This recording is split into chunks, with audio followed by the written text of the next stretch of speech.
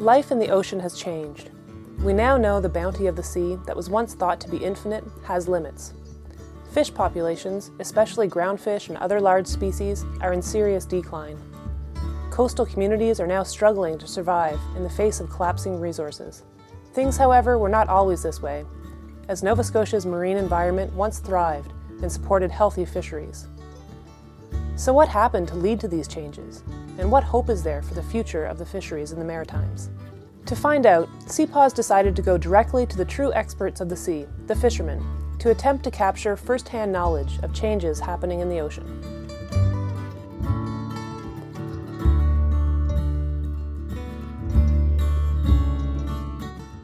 Codfish and pollock, halibut and haddock was our main, and cusk would be our main fish. They would migrate on when the herring come in, the fish would come with them.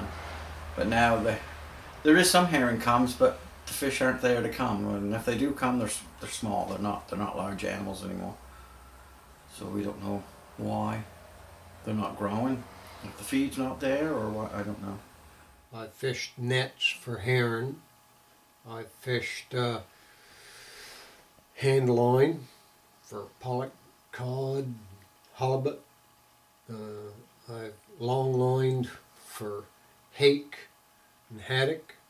You probably, in the first of the season, wouldn't get over 200, 250 pound of lobsters the first day, because there were big codfish there to eat them. There were skate, there were catfish. They ate a lot of the lobsters, especially the smaller ones. And as the ground fish declined, the lobsters survived quite well. Everything could find its own place to spawn. And at the time, the hook and line fishery, it didn't, I won't say we weren't doing harm, but if we went out and put a long line through an area where haddock were spawning, haddock was there to spawn. They weren't there to eat, so you got almost no haddock.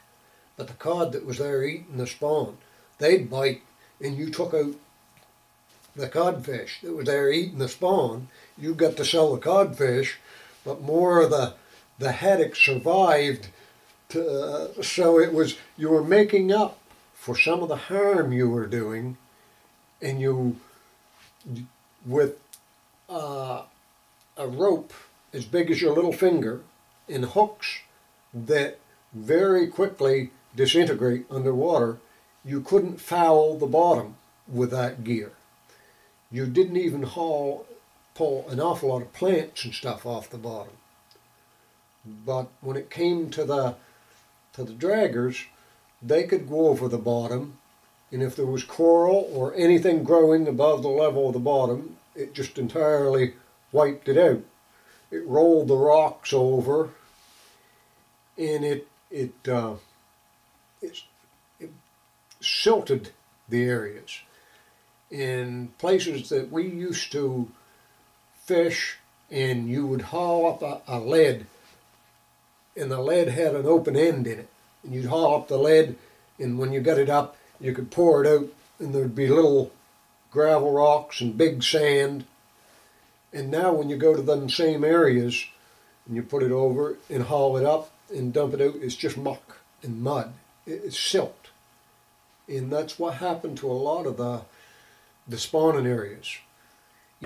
One sector of fishing can catch so many, and the other sectors, we almost seem like we're being penalized for their overfishing.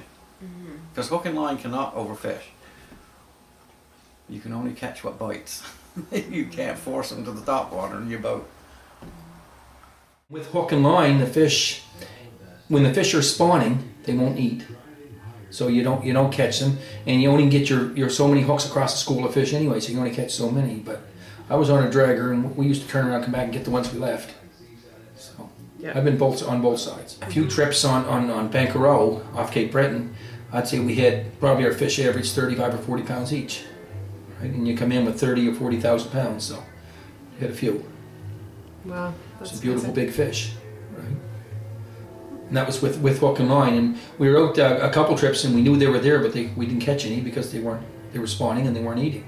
So, if they would have had more sanctuaries then, I think it would have made a difference. But it was too little, too late.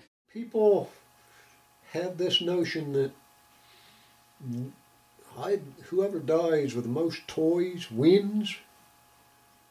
Yeah, you might, but what did your kids win? They can't never see what I've seen. I've seen hundreds of thousands of fish flipping in the passage down here.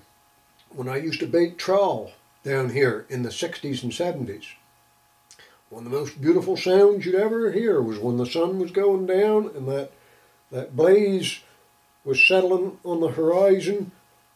You could listen and you heard the rush and the splash and the wave coming, and it was the heron coming on the shore. There were millions of them, and it was just like listening to a heavy rain shower with the swell on the shore and that sun setting. You know, there was no more beautiful thing anywhere in the world.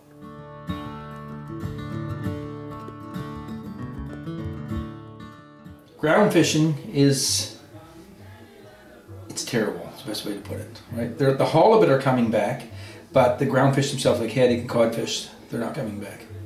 And I don't think they're going to, personally. Years ago, we never depended on lobsters whatsoever. There'd be about 5 or 6 boats. A lot of guys had licenses, but they only 5 or 6 boats that would set their limit of traps. Everybody else would set 100 traps or something, and we would make a lot more money ground fishing, right? And so we wouldn't go. But now everybody's setting their limit of traps because the ground fish are shot. So it's just not worth their while, right? So I hope there's more lobsters. But if we lose that, a lot of people are going to have financial trouble. The last little bit of trawling the long line and that some of the guys have done here, they had to go so far to get the fish, to get enough to make it a trip for them. And the boats are small, and then you're getting into a danger of traveling that far and that small a boat loading them down with weight. They find that one of their boats is catching a lot of fish in an area. They'll send all 15 boats there. Where years ago, when not too far back, probably 20, 25 years ago, you fished an area probably 4 or 5 miles long, and you lived in that area, and your livelihood depended on that area. If you went and took your gear somewhere else, they cut you off.